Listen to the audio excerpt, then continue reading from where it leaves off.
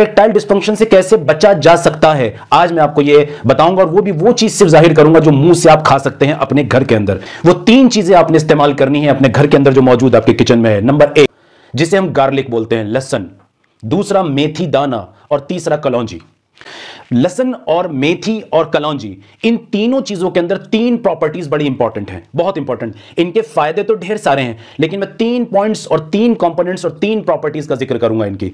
सबसे पहली property in तीनों के अंदर है, ये तीनों के तीनों पावरफुल एंटी इंफ्लेमेटरी हैं। तो आपका ये लहसुन और दूसरा मेथी और कलौंजी, तीनों इस सूजन को नेचुरली कम करते हैं, चाहे ये बॉडी में कहीं भी हो, खासकर खून की नलियों के अंदर। जी हां, दूसरी प्रॉपर्टी जो इरेक्टाइल डिस्फंक्शन भी पैदा करती है वो क्या है, जो इन चीजों के अंदर मौजूद है जिसके खिलाफ ये काम करती हैं, ये तीनों के तीनों आपके शुगर को बैलेंस करती हैं।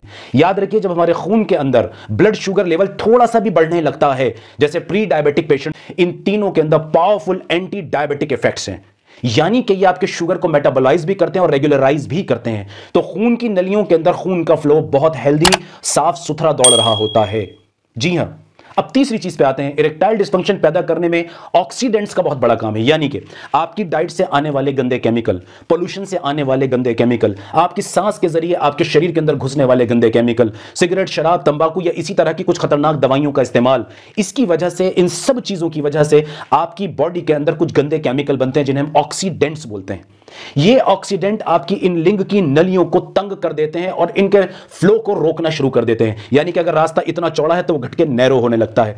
ये तीनों ही जो मैंने कंपोनेंट बताए, जिसमें लहसुन है, मेथी है और कलौंजी है, ये तीनों के अंदर पावरफुल एंटीऑक्सीडेंट मौजूद है, पावरफुल एंटीऑक्सीडेंट।